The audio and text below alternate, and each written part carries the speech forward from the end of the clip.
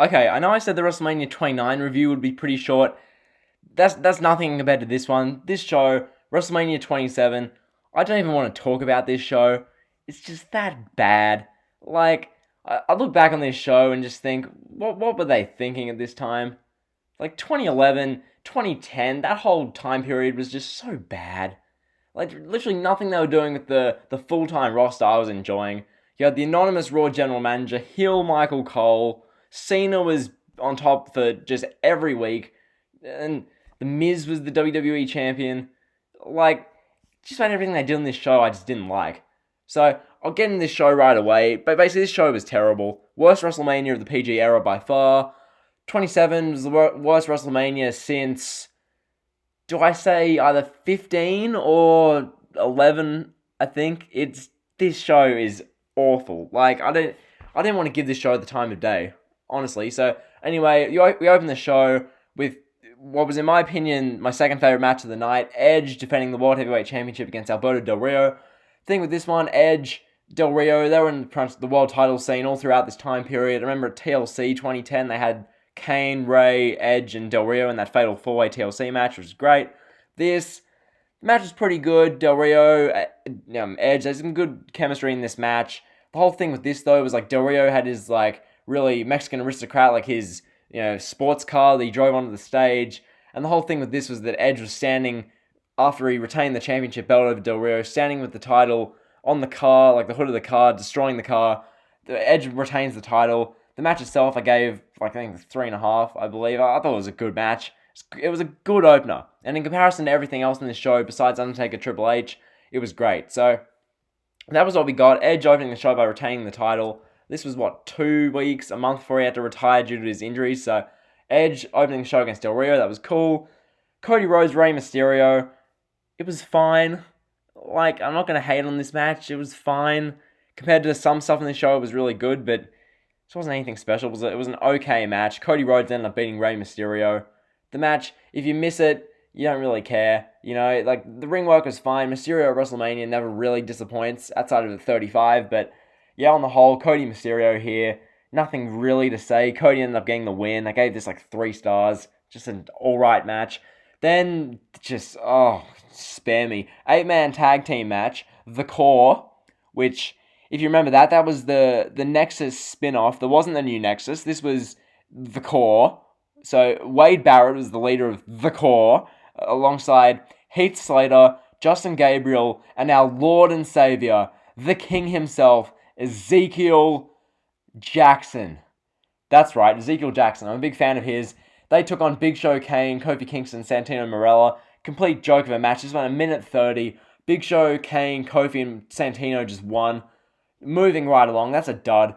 Randy Orton vs CM Punk. This is like tied for me with Edge and Del Rio as my second favorite match of the night. This was just a good match. Went for nearly 15 minutes. It was a good WrestleMania match. No surprise they had Punk lose because it's the WWE. He's taking on Randy Orton at WrestleMania. Of course, Orton goes over. Randy, at this time, he wasn't really doing anything super significant. Like, this is before he had the feud with Christian for the world title, and before he was all over the World Heavyweight Championship picture. This is when he was just kind of floundering. He was kind of there. He had this feud with Punk. I thought it was good, but nothing overly special. I think Punk was with the new Nexus or something this time. I didn't even want to think about this time period too much, but yeah, Randy Orton goes over. Good match. I gave it 3.5 stars. Then we got something that, honestly, this made the Core versus Big Show, Kane, Kofi, and Santino look like Michaels and bloody Undertaker at WrestleMania 25. Michael Cole versus Jerry Lawler in a singles match that went for nearly 15 minutes of Michael Cole, who we had one tooth knocked out earlier in the day by Punk, like just messing around. Cole had another tooth knocked out during this match. This was an absolute mess. Michael Cole was just the heel commentator who everyone hated, and they didn't hate him because he was a good heel. They hated him because he was awful. Against Jerry Lawler, who was like 65. This should not have been at WrestleMania. It was so hard to watch from a fan's perspective. Like, this was so hard to watch. Pretty much, they had Cole come down, and like, he was alongside Jack Swagger for some reason. Jerry came down, and then Stone Cold Steve Austin was the guest referee. The whole time, literally, Austin was the referee. He's having a beer, laughing at how bad this was. Apparently, and justifiably so, when Cole and Lawler went backstage, Vince was literally laughing at it because it was that bad. Like, this was dreadful. So, the match itself, it doesn't constitute a review. Basically, the only notable thing was barbecue sauce just went everywhere, and then Michael Cole ended up winning by DQ. Even though it was a complete mess, I didn't even want to think about this. So I'll move on.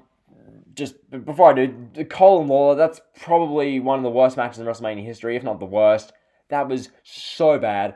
That's what you get from Michael Cole. Everything he does is terrible. So then we move on. Undertaker vs. Triple H. Finally, something I want to talk a little bit about. This Undertaker's coming off the heels of the 2 matches with Shawn Michaels at WrestleMania. 2 5-star classics, especially that match at 25. That was epic.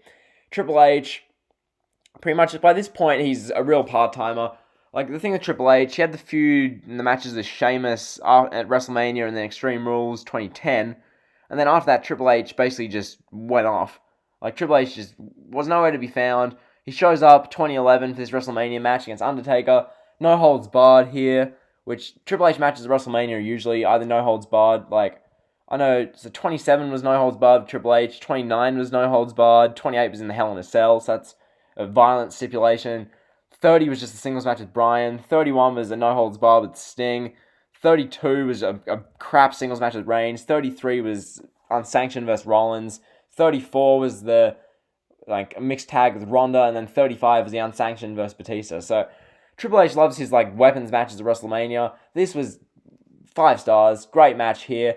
Just how this match clicked on the night. Undertaker Triple H, it was another epic. Got half an hour, which the time really added to this. It made it feel really epic, and it was by far the best part of this WrestleMania. If it wasn't for this match, WrestleMania 27 would probably be as bad as WrestleMania 9 and 11. Outside of this match, nothing on this show was redeemable, really, as far as good, memorable WrestleMania stuff. So Undertaker obviously gets the win. He extends his WrestleMania streak to, I believe it was 19-0. Yeah, 19-0. Undertaker goes to WrestleMania.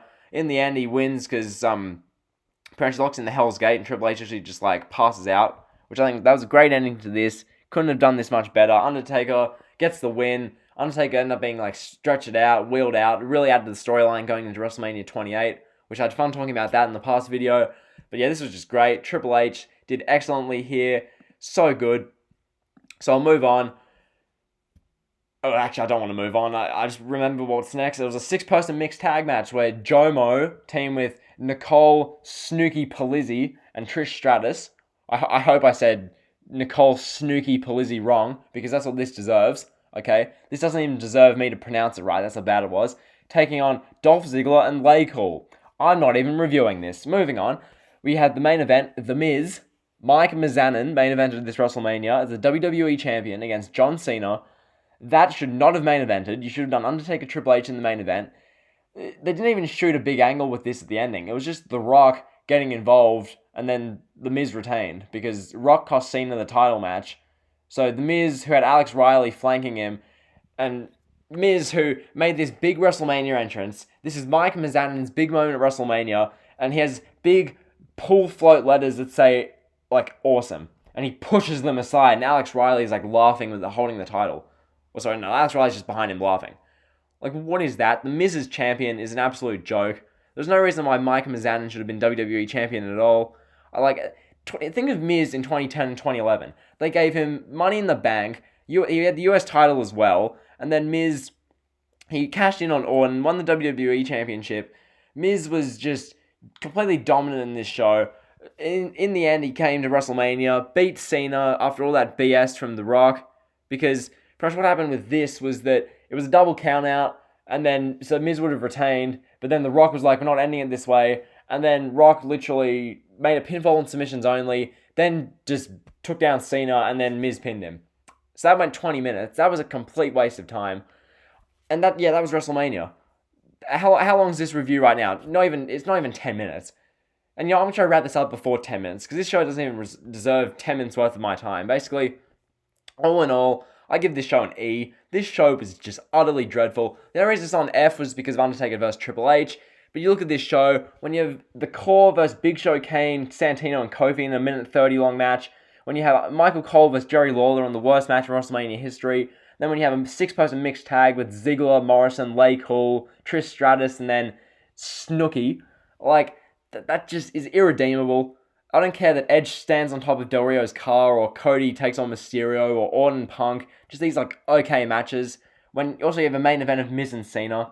Just this show was dreadful. I'm gonna get out of here. WrestleMania 27 gets an E. Worst WrestleMania of this millennium.